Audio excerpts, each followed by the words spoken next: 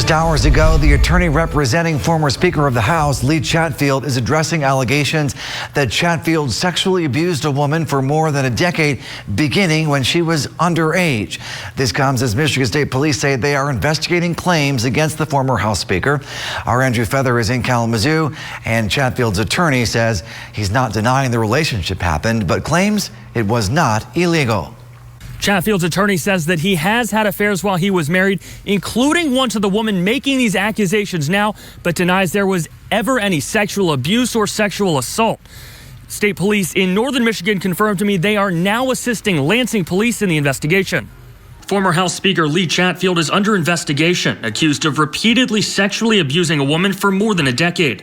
According to a Lansing City spokesperson, a 27-year-old woman reported to police Chatfield has been sexually assaulting her since she was 15, continuing through July of last year. Chatfield, a Republican, served in the Michigan legislature from 2015 through 2020 and was voted House Speaker his final 2 years. The alleged sexual assault started when the woman was attending Northern Michigan Baptist Bible Church and the Northern Michigan Christian Academy in Emmett County.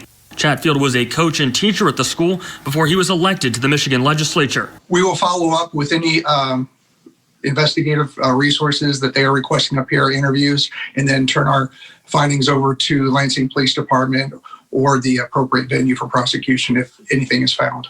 MSP Lieutenant Derek Carroll says the case was referred to the state police's 7th district, which covers northern Michigan, this week. He also tells me he can't provide any details on the investigation. This is just like any other investigation. There's really no challenges. We just have to investigate, interview persons involved, and see if we can find any evidence to corroborate the allegations. I called Chatfield today. An automated voice said he was not available. The wireless customer you are calling is not available. In a statement in part, Chatfield's attorney says, quote, he did not assault this woman in any manner during their years-long adult relationship. He intends to vigorously fight these false claims. I also reached out to an attorney representing Chatfield's accuser multiple times today and haven't gotten a response yet. Lansing police denied a Freedom of Information Act request for the complaint and police report, saying its release could interfere with an ongoing law enforcement investigation. Less than 2 weeks after he was hired here, Chatfield resigned as CEO of Southwest Michigan First after backlash about his voting record on LGBT+ issues. For the first time, Michigan State Police turning to the public for help to train new recruits on traffic stops and other routine police activities. Starting this morning, MSP recruits and members of the community will work together at Fort Custer. That's where we find News Channel 3's Hannah Knowles. And Hannah, State Police telling you they hope this kind of training will help bridge the divide between police and the public. Kirk, the 3-day trainings here at Fort Custer will focus specifically on traffic stops and how police interact with members of the community. Starting at 8 o'clock this morning, the new recruits will be put in different real-life situations where they'll have to pull over drivers, the community members, for various reasons. MSP Captain and Training Officer James Grady tells me that how police handle a traffic stop can have a big impact on what happens next. We want to make sure that they know how to engage with the motorist, be able to talk them down, explain to them if they have to, exude a little extra patience when needed. And last but not least, we want to make sure that any encounter that we have, we leave people with their dignity intact. During today's trainings, there will be 50 recruits, about 20 volunteers, and both enlisted and civilian MSP staff to help out as well. Grady says one aspect that they are focusing on during these sessions is diversity. He says as a trooper, it's important to understand what diversity means, including race, cultural background, ethnicity, gender identity, and more.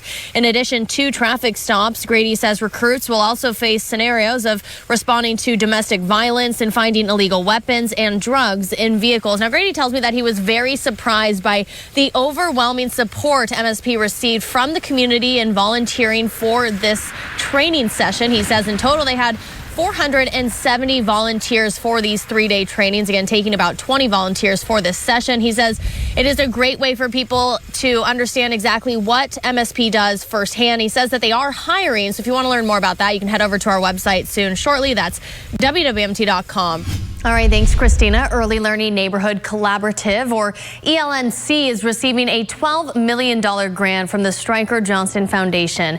This money will go towards more early learning childhood centers in Kalamazoo's North Side and Edison neighborhoods over the next several years. It's a model that has shown success in Grand Rapids. News Channel 3's Jay Shatara joining us live in the studio this morning to tell us how proximity to learning centers plays a big part in a child's education. Yeah, Hannah, good morning. 7 community-based organizations will help in identifying a need for early childhood learning. One of those is Mount Zion Baptist Church in Kalamazoo.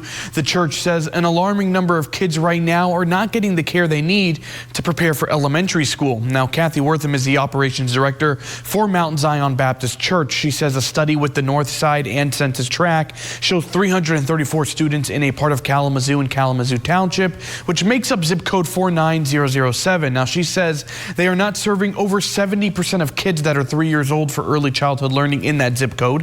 Wortham says a major expansion is needed just to reach that group of children, and that funding is always nice, but right now it's not even touching the tip of the iceberg of potential. We have comfort in our own neighborhoods. When you ask me to go outside of my neighborhood, interacting with individuals who may not look like me, I'm not sure I'm going to take my children out on a daily basis until I feel comfortable. ELNC's CEO tells me that this model has been implemented in Grand Rapids for years now, and it'll aim to bring more pre-K learning to vulnerable children in that age 3 and up range. They do tell me that kids who do not get pre-K learning are at a significant disadvantage when getting to kindergarten.